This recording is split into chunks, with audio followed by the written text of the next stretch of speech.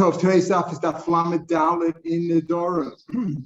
Let's quickly review. The Mishnah had said, in this case, let's understand the case. Ruvain lost an item. He lost an item. Shimon's returning it to him. Okay. The problem is that we're talking about a case where apparently Ruvain had forsworn Hana from Shimon.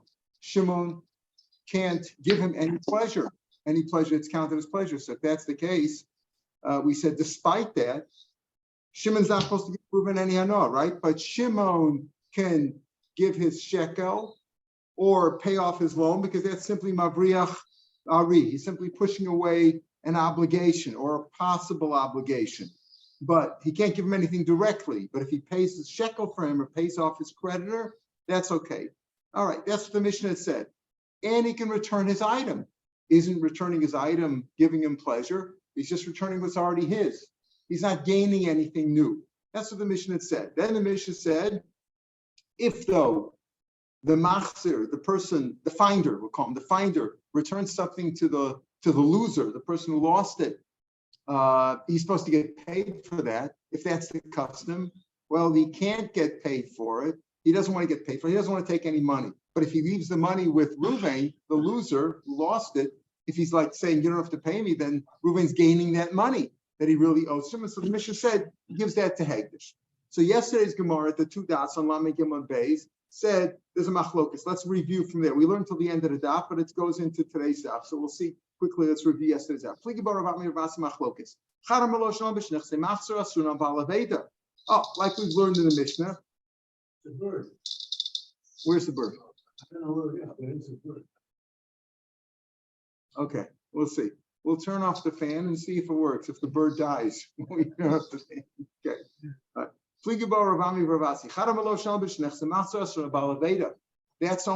This only applies in the case we outlined. Where what? Where Reuven cannot have any enough from Shimon. Reuven, the loser who lost the item, and Shimon's returning it to him. He's not supposed to have any enough from Shimon. Made him nafshei, he can return his item to him because, you're just returning what's lost. You're not giving me anything new. If I can't have enough from you, Reuven can't have enough from Shimon, and Reuven lost an item, Shimon returns it to him. Shimon's not giving him anything new. He's just returning what is his own. That's how we've learned till now. Let's say it's the other way around. Let's say Shimon's not have enough from Reuven. Right? The other way around. Shimon. Pardon? Yeah. I think it's your computer. That's where it sounds like it's coming up.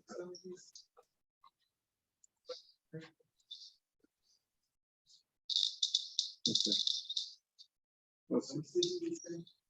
All right, baby. Anything is possible.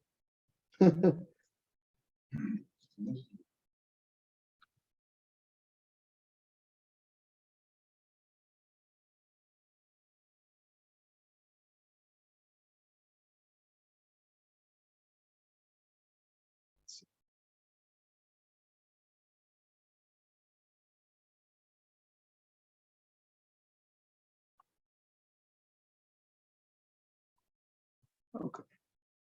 All right. Anything's possible. Okay. So back to our Gemara. So let's say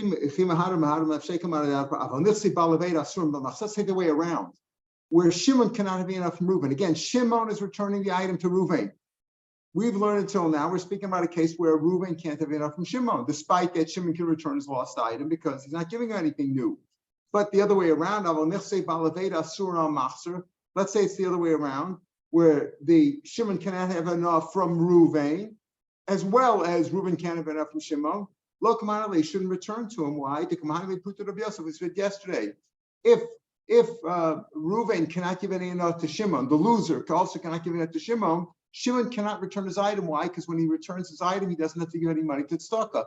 Osik mitzvah, potem and a mitzvah. So if while he's returning the item, ani approaches him, he doesn't have to give the ani anything. So he's gaining that money that he would give to the ani, the pruta or the quarter or the shekel, whatever he would give to him, right? He's gaining that. So in that case, he shouldn't return it to him. Again, if simply Reuven can't have enough from Shimon, Shimon can return his item. But if Shimon can't have any enough from Reuven, again, the returner, the finder cannot is also to have enough from Reuven. Well, Reuven's giving him enough. I'm giving you a pleasure because while you're returning my item, you don't have to give any money to tzedakah. So he's gaining something there. That's what the Mishnah said. The Charamar, and one said, this Rav Meir Shapiro said, no, either way, whether Reuven can have enough from Shimon or Shimon can have from Reuven, either way, Shimon can return the item to him. Because it's not likely that while he's returning the item, just at that point, the ani is going to ask him for money. So he's not really gaining anything, even though the Mishnah, Rav explained that he's still considered a Shomer Sachar according to Rav Yosef. Fine. So we have this machlokas. Is our Mishnah only speaking about where Reuven can't have enough from Shimon, or even when Shimon can't have enough from Reuven? It's not. At the top of today's daf, Lamed Malcolm Shnot Laschar, Naftali, you may be right. Malcolm Shnot Laschar, right? People are no lahegdish. The hana goes to hegdish. What does that mean? We said if Shimon, if it's a place where Shimon returning the item to Reuven is supposed to get paid, the finder is supposed to get paid. So, and he doesn't want to take any money. He's a wealthy guy. He doesn't want to take any money. So what happens? Well, Reuven's gaining that money now. Reuven owes Shimon 10 shekels, let's say. And he says, no, he doesn't want the money. So he's effectively giving the money back to Reuven. What do? You have to give the money to Hegdish. Give the money to Hegdish because Reuven's not supposed to get any enough from Shimon. And if Shimon refuses to accept his fee, the finder's fee, as we call it, his finder's fee, Reuven can't keep it because he owes it to him. And if he keeps it, it's like he's getting money from Shimon. So we say, give it to Hegdish. If you say that either way, even if the nechasim of Reuven are asur on Shimon as well as Shimon's being asur on Reuven, he still gives it to him. Okay, wait a minute. We understand why it goes to Hegdish. Why?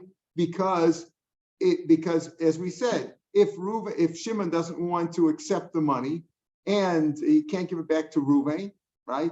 And we said it's even if the nechsei balaveda are asur on the nachasim of Reuven are asur on Shimon. So we understand why either way you give the hanat hegish. What does that mean?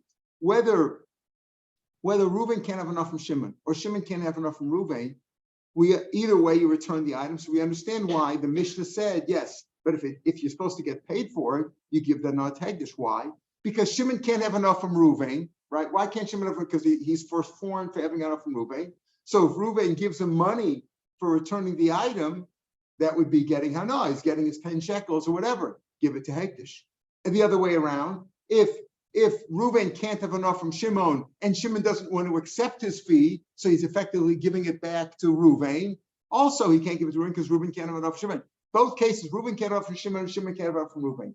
But in both cases, we say, that's what the Mishnah says, you return the item. So it makes sense what the Mishnah says, though. Let's say it's a place where he gets the 10 shekels, Shimon's supposed to get 10 shekels, give it to Hegdish either way. Why? If Reuven can't have enough from Shimon, and Shimon doesn't want to take the money, and he's effectively giving it back to Reuven, so give it to Hegdish. And if let's say Shimon would accept the money, but he can't accept the money now because we're saying the other way around too applies to Shimon can't have enough from Reuven. Shimon can't have enough from Reuven. He can't take the 10 shekels. Both cases, you give that nod to Hegdish. You give it to Hegdish. Why is it giving it to Hegdish Hana? No, not to himself. Give the money to Hegdish. Who's getting the nod? Like the same thing that with stuff. Whoa. Giving the money. Who's getting the hana over here? Hegdish is getting the hana. The person can't have hana. Remember we said that with the tzedakah. No. Yeah. No. With the tzedakah, I'm saving the money myself. I don't have to give the money to the poor person. I'm saving the money. By me not giving the tzedakah, I'm saving the money. He's getting money. I'm saving a shekel. Lava hasn't no. I said that's misapprehension. No. You're just getting a mitzvah. Mitzvah is not considered doing hana. Not considered hana. Right? It's mitzvah hana. Like so you're that's not considered enough. There's a machlokas whether if you get physical pleasure, is that enough? We talked about the case where you made a neder, you're not going to have enough from this mikvah. Are you allowed to go to the mikvah in the summertime where you're going to really, you're going to get refreshed, like going into a pool of water? Are you allowed to? It's machlokas Ran and Rajba about that. So one says that even that is not considered enough. Another one says that's considered enough, and you couldn't go in the summertime. That's another machlokas. But anyway, in our case, we're saying that our Mishnah can say, when the Mishnah says that if you're supposed to get paid 10 shekels to return the item, it works both ways. Whether Reuben can't have enough from Shimon or Shimon can't have enough from Reuben, the one who learns that the Mishnah speak about where Reuben can't have enough from Shimon and Shimon can't have enough from Reuben, still Shimon can return Reuben's item. Why? Because it's not considered giving him anything. He's just returning his own item. What about the 10 shekels? If you're supposed to get 10 shekels a finder's fee, that you give to Hegdish either way. Because Reuben can't have enough from Shimon. So if Shimon doesn't want to take the 10 shekels, Reuben can't keep the money, give it to Hegdish. And if Shimon wants to accept the money, Reuben can't give it to him because he's not supposed to have enough from Reuben. It works both ways. Give it to Hegdish. If you learn, again, we said the machlokes, our Mishnah applies both cases. No, our Mishnah is only speaking about where Shimon, Reuben can't have enough from Shimon, but the nechse balaveda, that's Shimon, that's Reuben. Reuben nechse balaveda or also on Shimon, then he shouldn't return it. That's what we said, right? If the nechasim the balaveda are also on Shimon, right? Reuben cannot give enough to Shimon. Shimon can't have enough from Reuben. Then he doesn't return the item. Lo mahadar, he doesn't return the item because what are you going to do with the 10 shekels? So my people on a hegdish, right? What are you saying? Given that hegdish, you're not supposed to return the money anyway. In other words, we said before, our Mishnah is only speaking about where Reuben can't have enough from Shimon, right? But if so Shimon is allowed to give it to him because he's not giving him anything. But if Shimon can't have from Reuben, he shouldn't give him anything. He shouldn't return it to him. Why? Because he's saving the tzedakah. That's real money, right? So, but how does that work with people on al hekdesh? What does the Mishnah mean when it says, if he gets paid for it, he gets on al hekdesh? He's not supposed to return anyway. I'm explaining now the way the Pirush Rashi explains it. The Ran is a different gears from the Gemara. It's a little bit more complicated. But the way Rashi has our gears from the Gemara. According to Mandomer in the 5th line of the Gemara, we said before that there's a machlokes between Rami and Vasi. One says that if Shimon can't have enough from Reuven, then he doesn't return the item. Why? Because while he's returning the item, he's going to save the tzedakah, and he's going to have another way. But so why? What's the business about people on al hekdesh? He doesn't return it anyway. People on al hekdesh's idea: if he's supposed to get paid, so what do you do with the money? Okay, give it to hekdesh. He's not going to get paid. He's not supposed to return the item. So the Gemara says that's no problem. Acharaktan. He's only going on the one case. It's only going on the case, and it's only going on the case, the simple case where Reuben can't have enough from Shimon. And Shimon is allowed to return the item, but if he's supposed to get paid for returning the item and he doesn't want to take the money, can't give it to Reuben, so give it to Hekdesh. That makes sense, like we learned yesterday. Now, some learned the whole Gemara from yesterday, from the 2 dots we started with today, the middle of yesterday's daf. We had a machlokas of Rav Meir Shapiro. Some learned the machlokas differently entirely, and this changes the way we learn the Mishnah. Listen carefully.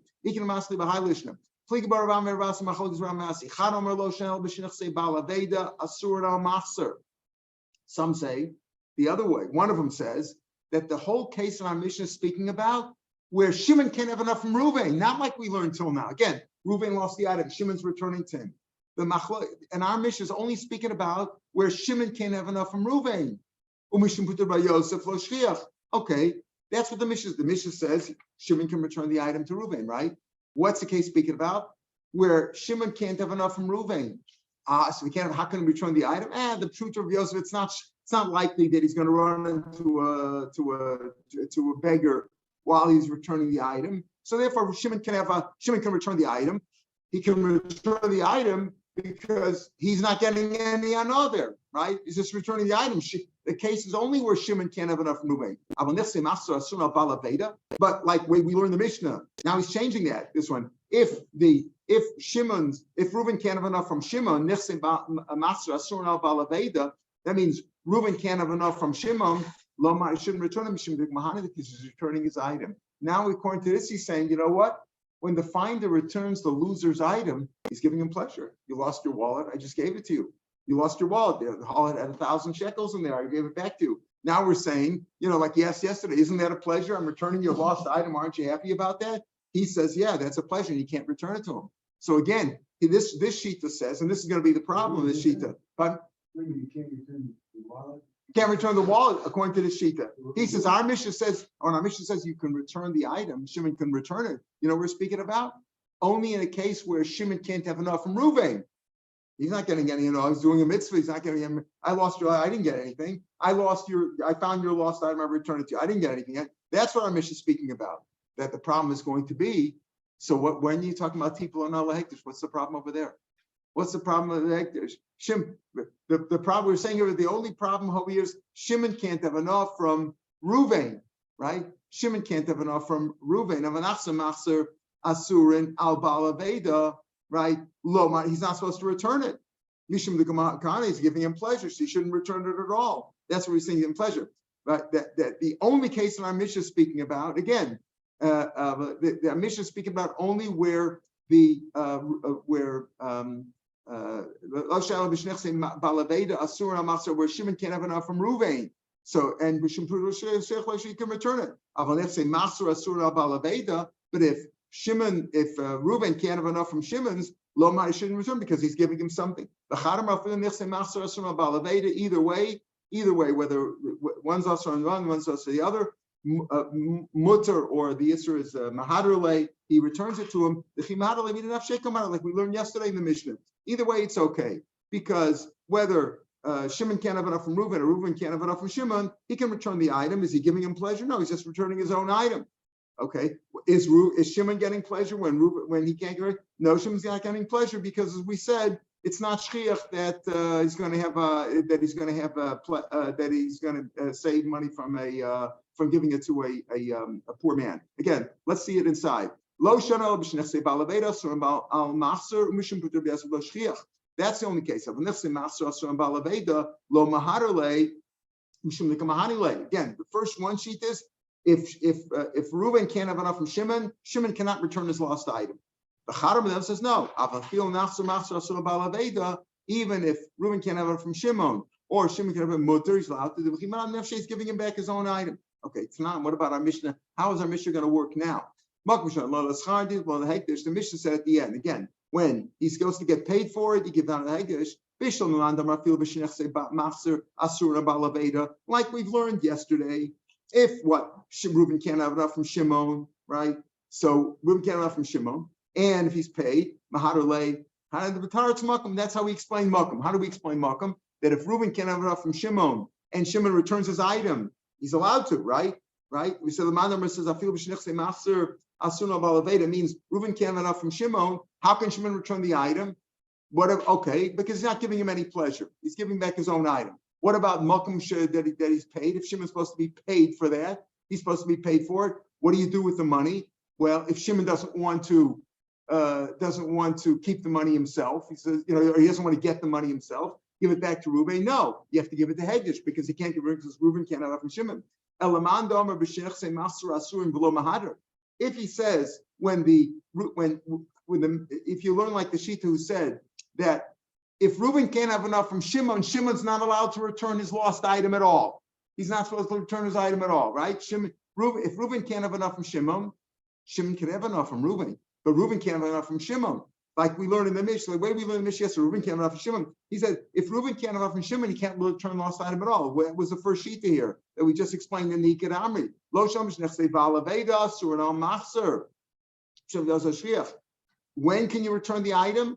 If Shimon can give enough to Reuben, right? Then nechsei ba'alaveda, Reuben can't give enough to Shimon, right? But Shimon can give enough to Reuben. We're not speaking about a case where Reuben can't have enough from Shimon. Shimon can give it to Oh, that's a different case. We'll talk about that.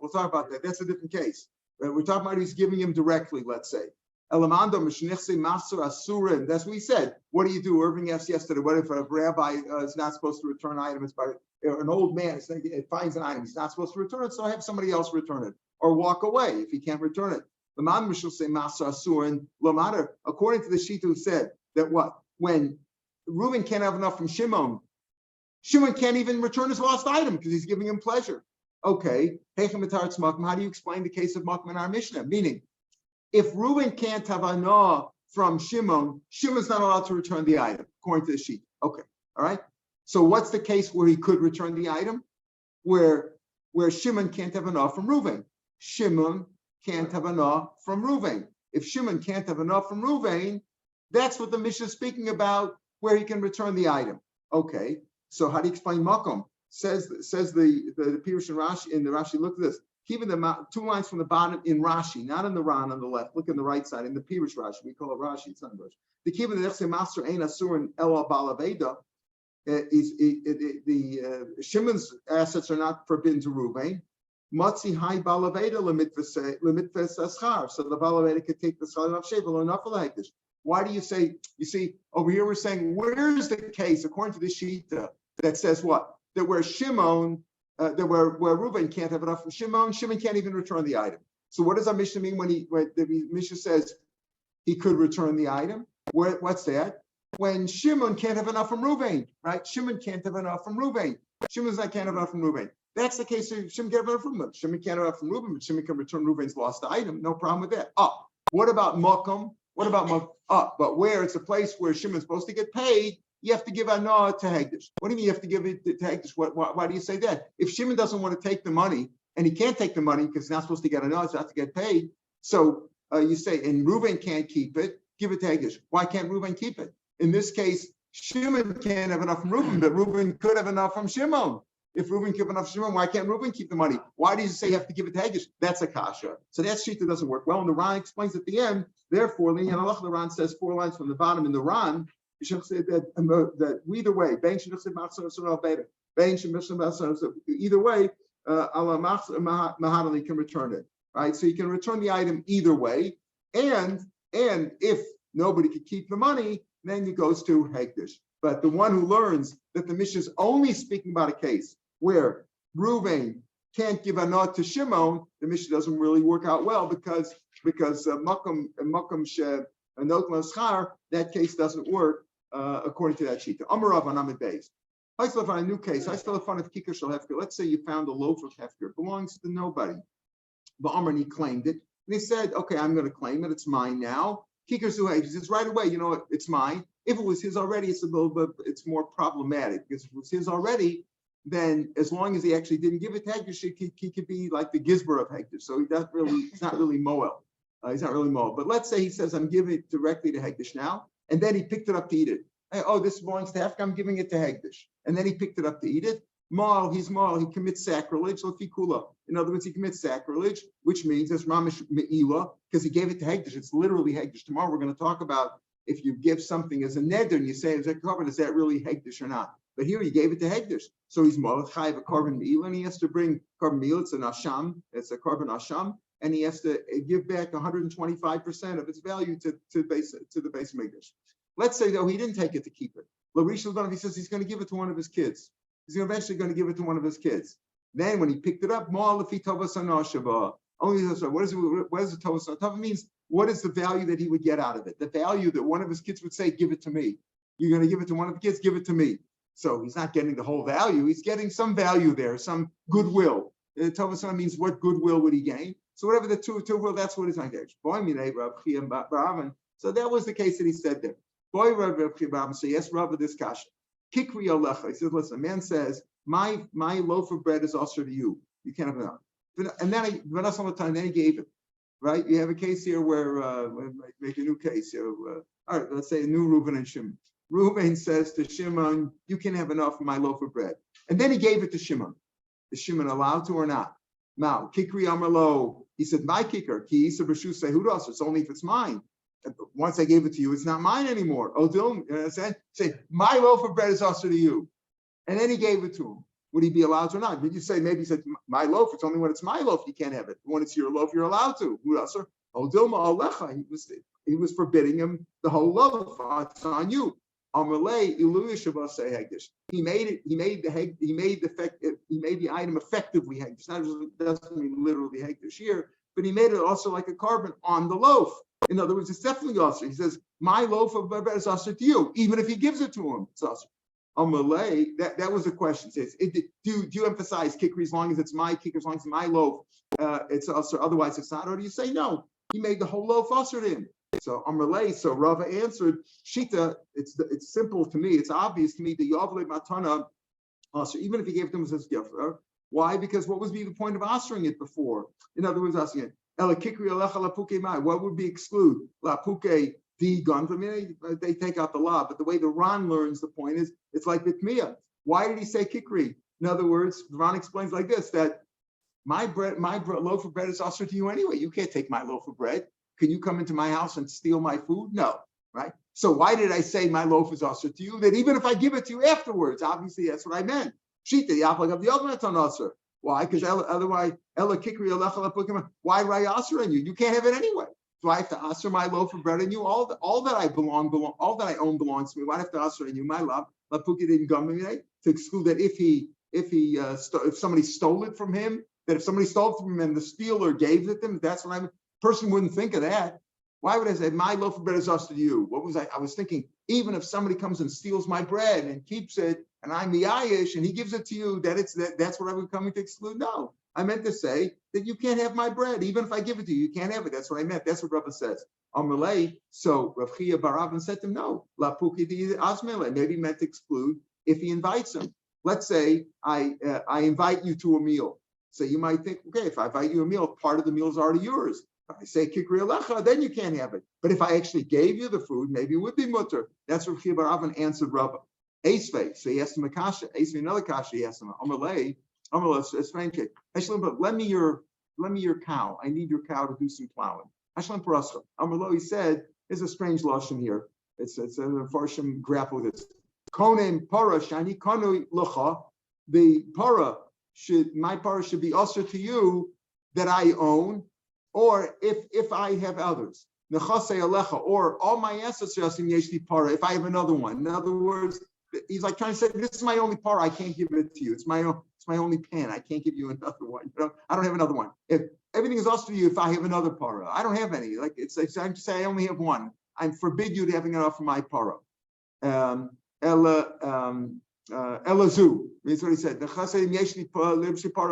If I have any other paras besides this one, then it's also to you. And as if to start to say, I don't have any one. I don't have any other ones. If I had any other ones, this one's also to you. Or he said, lend me your spade or your axe. If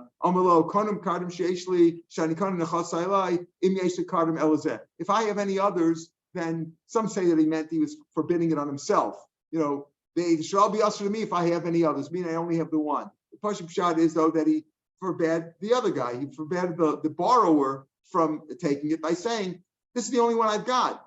This should be usher to you if I have any. This is usher to you because I don't have any others. He said this in a lashon of a netter that he made on Ur. And then it turns out he had more. He had other ones. And he said, if I have any other ones, then it should be usher to you. Right, as if to say this is my only one, but it should be also to you. The lashon is a little bit strange, but he meant to forbid him from using it. The chayav, as long as the man's alive, it's also he can't have it up because there's a netter on him. Mace, let's say the man died, the owner died. Ocean Aslam gave it to him as a gift. He's allowed to. What do you see over here? That even though he forbade the mashil, the lender forbade the borrower from taking it, from having it off from him. But if he gave it to him, it's okay. No. This is a hint of what you said before. Gave it to somebody else. You can't have it. I'm not giving it to you, but you gave it to somebody else, and somebody else gave it to him. That's what he means. Obviously, because mace, what is mace? When he died, it obviously doesn't belong to him anymore. He's dead. You can't own anything after you're dead. That's a simple rule. You can't be married after you're dead, huh? You can't take it with you. You can't take it with you. That's what they say. You can't take it with you. Can't take your wife with you, and you can't take. In other words, once a person's dead, he's not married anymore, and he doesn't own anything anymore, right? The